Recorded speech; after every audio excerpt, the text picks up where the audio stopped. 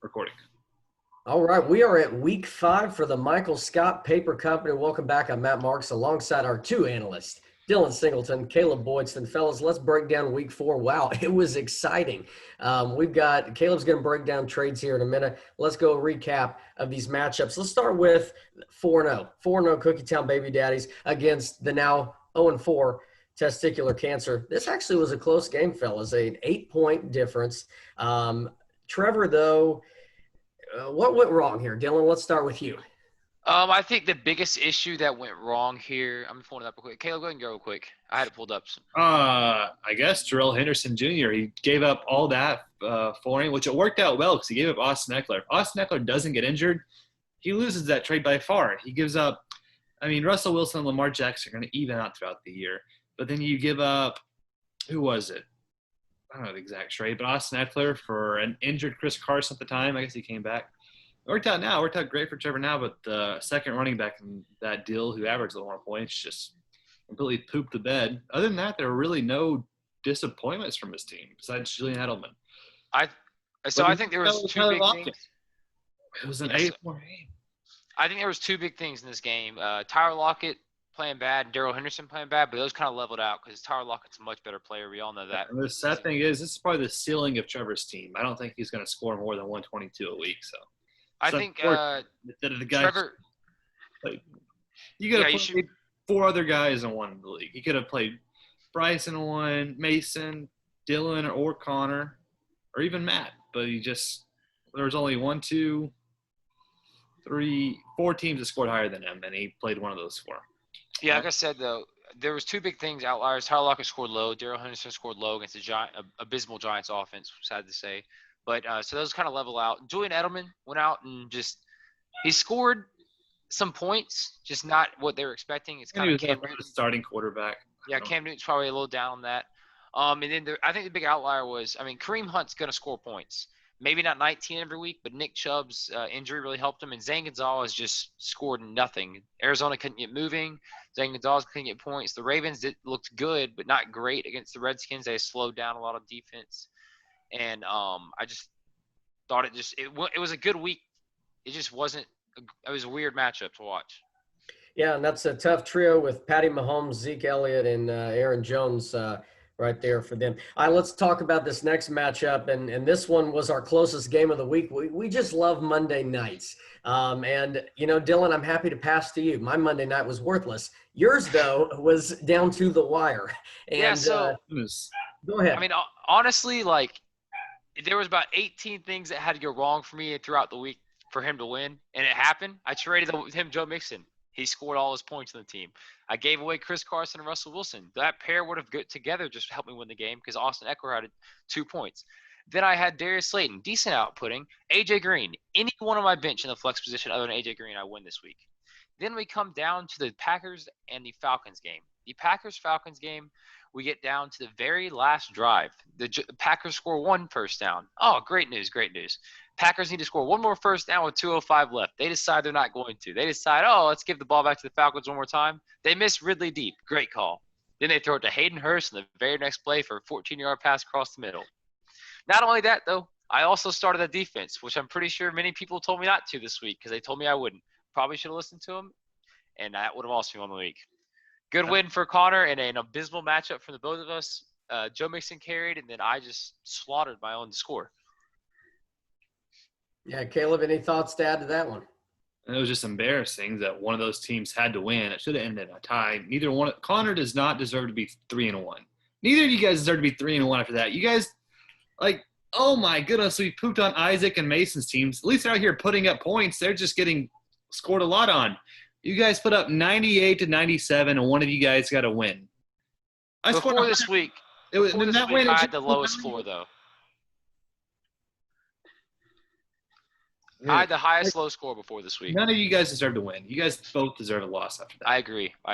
All right, so Connor and you, Dylan, are both now 3-1. Okay, let's take a look at our other 0-4 team.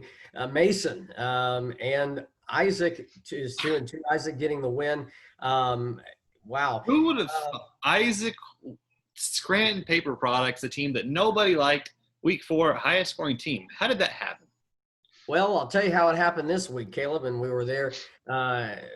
We were all out to dinner Thursday night, and we were watching this happen. Thursday night, you would think Broncos Jets would be who cares? I mean, really, it's the Broncos Jets. This actually turned out to be the worst start you could ask for if you're Mason, with Jamison Crowder and Melvin Gordon getting you 42 points.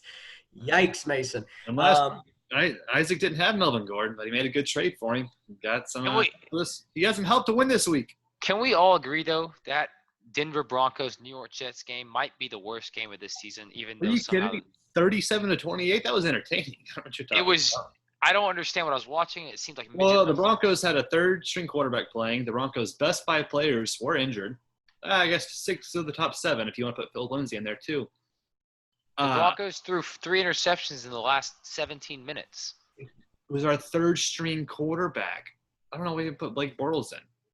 Von Miller injured. Jarrell Casey injured. Noah Fant injured. Courtland Sutton injured. Drew Lock injured. Philip Lindsay injured. Those are 6 of our top, probably at least 7 or 8 producers for the year. Probably 10 because you got what's his name? I think there's about 3 real sad things from here. One, Michael Gallup is not going to perform even as a second or third man role that we hoped for last year. Miles Sanders can still score, I think. This Philadelphia offense just looks awful. And then you have Odell Beckham, who runs the ball, catches the ball, throws the ball, anything you want him to do. And then on top of that, we had a great performance from Clyde Edwards-Helaire in week 1. Since then, we've seen some decent performances. It's just that they're so pass heavy, and obviously it's working a lot better when they resort to the pass. That it's just hard to keep him in the offense. Running back 2 with upside. Most weeks he's going to be right around that 12 points, but then some weeks he might get a touchdown or 2 and score near 30. That's what he is. He's not that every down workhorse like your Christian McCaffreys and Zeke's and Derrick Henry's. He's your high upside RB2. I think he's the top tier of the RB2s out there this year. That's where I've got him ranked. All right, hey, let's look at one of the hottest teams of the league, Uncle Rico's squad, now 3-1, beating at 2,000 Lance Armstrong. He drops to 1-3. Fellas, this was a big game propelled by the Dallas offense for Jake, Dak Prescott, and Amari Cooper, some of the highest scores. Yeah. In the top 5 of the highest scores this week. And when you get the number 1 running back and number 1 quarterback on your team, you're going to win a lot of games. So you got to be feeling pretty confident with your Jake. But again, just unfortunate for Bryce going against week in and week out one of the highest scoring teams every week. Not only has he been getting screwed over by injuries, he's been getting screwed over by the guys he's playing against just going off. I've been high on JT's team since the beginning, since week 1 as well, and I still think he's one of the best teams in the league. And then so it's just Julio Jones was even injured for that to happen like that. And Julio Jones is still big injured, playing limited snaps. And he still scored 7 points out of that. I mean, that's a good score for him. Will Fuller went off. I don't think Will Fuller was going to score quite that much anymore this season as much. I am happy to see on the other side of the ball, I'm happy to see N'Keal Harry finally getting some work in. He's had some struggles in his career. He's a first-round pick for the Patriots a few years ago, and I'm happy to see him start going off again. And then Nick Chubb, obviously the big outlier in that with the IR injury right there. Yeah, that's unfortunate. And our last matchup, Caleb, you and I, a big performance, a monstrous return for George Kittle, a 40-point performance. Welcome back, sir. You had 4 players over 20 points. A big week for you, powered by Kittle and Adam Thielen.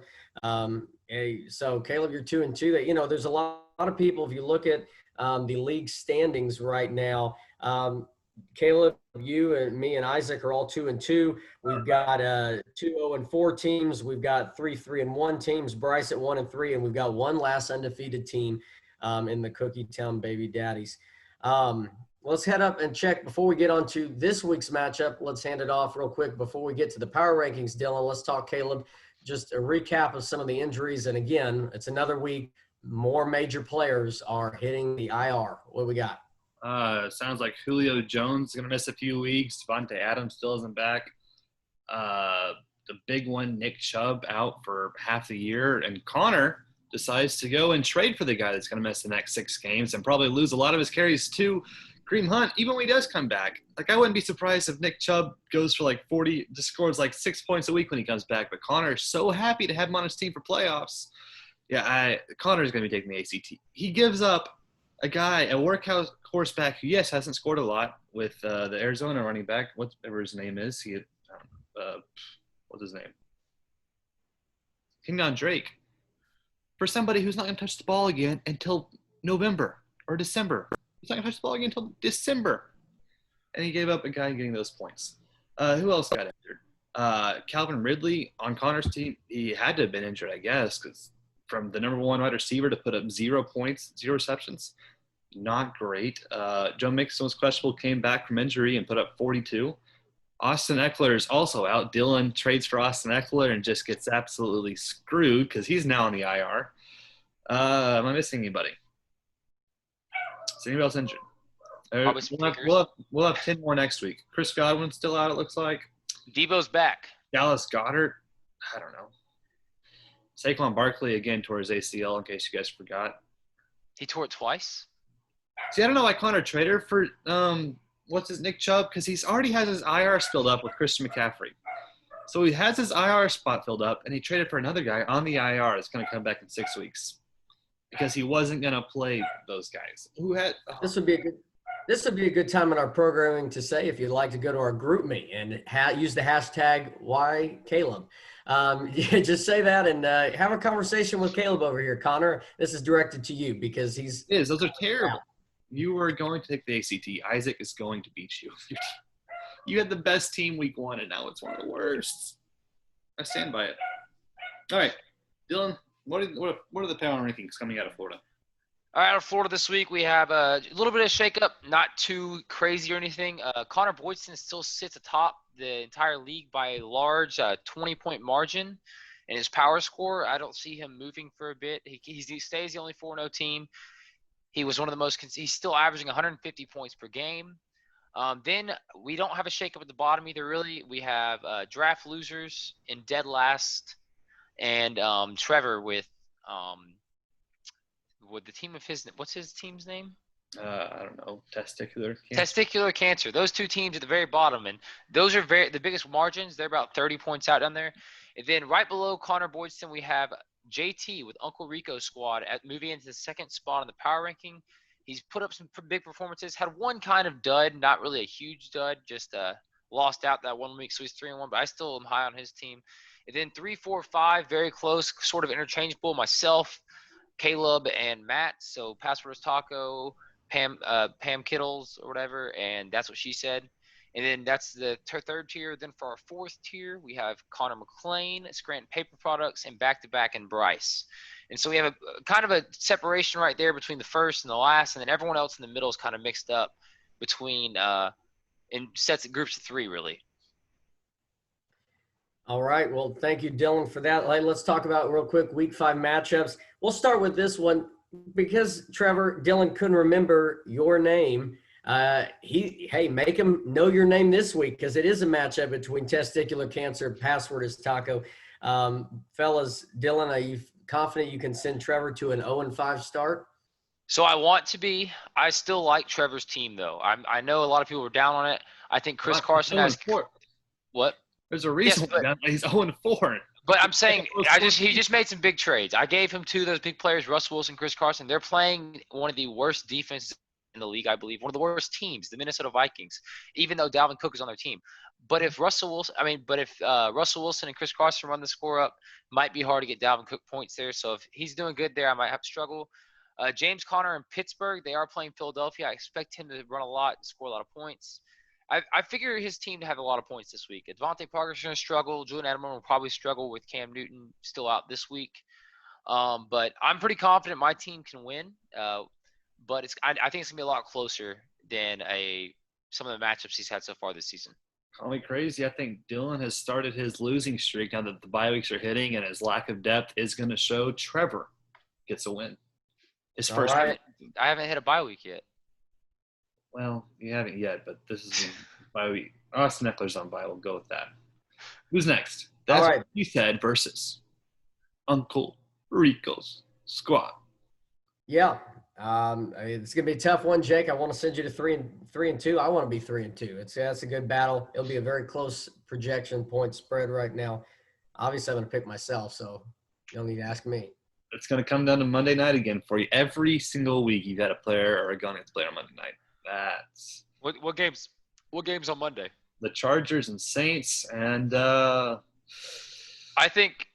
believe we'll know the win before then, mainly because Uncle Rico has Dak and Amari Cooper playing the worst defense in the league. I stand by that, other than the Giants, Jets possibly. I think Dak and Amari either have a blow-up game and just blow the score out of the water, beat Matt, or the game will be set where Matt's got a decent enough lead where he's going to hold it out through Monday night. I'm picking the upset. Matt's a 5-point favorite right now, but I'm going with Uncle Rico's squad, Dak Prescott, and Alvin Kamara. I carry him to a win. All right, let's talk Scram Paper Products well, we got a whole new name, Ralphie's Secret Sauce. What happened to Two Girlies, One Cup? The name change. Whoa. Right now that projection. Sorry, we got a word in from Washington. It was insensitive, so the commissioner made him change. Two Girlies, One Cups it's making fun of two girls defecating, I guess you could use, in a cup and kissing with it. And that just wasn't appropriate for Michael Scott Paper Company, so we had to change it. As far as I've heard, I heard the change came from a matter of an entire team shakeup where Connor decides on half of his roster to trade every week. And at the beginning of the next week, he says he has to have a new team because it's no longer the same team it once was. That's really not. Yeah, it is not the same team. So who do you got, Isaac or Connor? My pick, honestly, my pick here is going to be Scranton Paper Products. If you look at the matchups, it may not seem that way. Kyler Murray's playing the Jets. That alone should scare the other team, no matter who you are. Enough said on that. Enough said on that. Kyler Murray's playing the Jets. You then have Juju's going against the Philadelphia Eagles. The Eagles are also abysmal. Tyler Higbee, one of the greatest tight ends currently in the league, is playing the Redskins, who have held some people, but he should come out pretty hard. I'm basically saying that Scranton Paper Products is going to get carried to victory by 1, 2, maybe 3 players. Joe Burrow's going to get shut down by the Ravens, which includes Mixon. He's starting him again. I think Mixon had a great week last week. I'm still high on him out through the season. He's playing the Ravens this week, though, and I think there's a lot of throwing that comes in this week. T. Higgins gets a big game. Tyler Boyd probably gets a big game, but Joe Mixon does not return. This looks like the lowest scoring game of the week. There's so many tough matchups, but I've got to lean towards the Scranton Paper Products. Again, Ralphie's Secret Sauce just tore his team apart, and it's just not as scary anymore. All right, let's move on. Talk Mason Walden. Draft losers 0-4 against the 2000 Lance Armstrong, 1-3. Can Mason get on the board? I mean, it is a must-win game for him, and even Bryce. If he loses, could go to 1-4, or would be 1-4. Fellas, who you got? I got Mason to go 0-5. His tight ends gone by.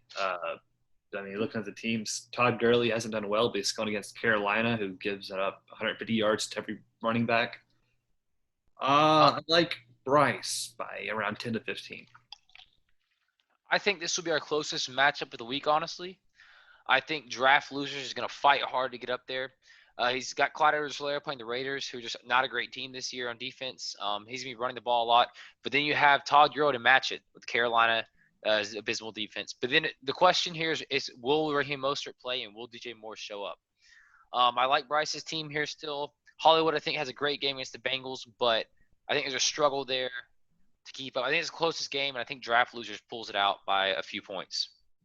All right, in our final matchup, a battle of the brothers in Braden, we got a 4-0 team. Can they stay undefeated? And Caleb, you've made some trades over these last couple of weeks. Can you go to 3-2? I'll let you guys go and pick Connor real quick. I don't even know what we're asking. We know who you're going to pick. I'm taking Connor by the biggest margin in the week.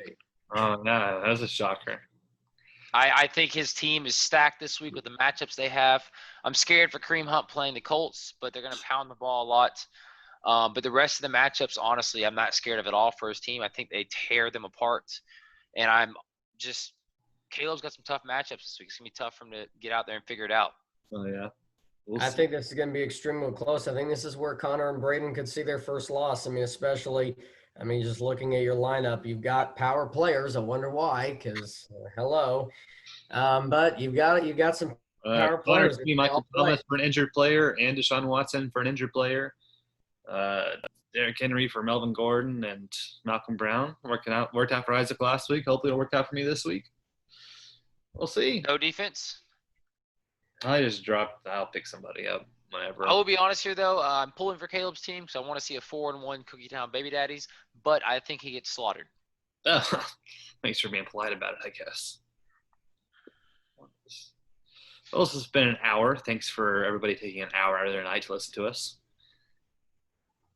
Anybody else? Any final thoughts? I think we're good. I don't think people are listening anymore. So, hey, good job. If you listened, Dylan's in love with you. Goodbye.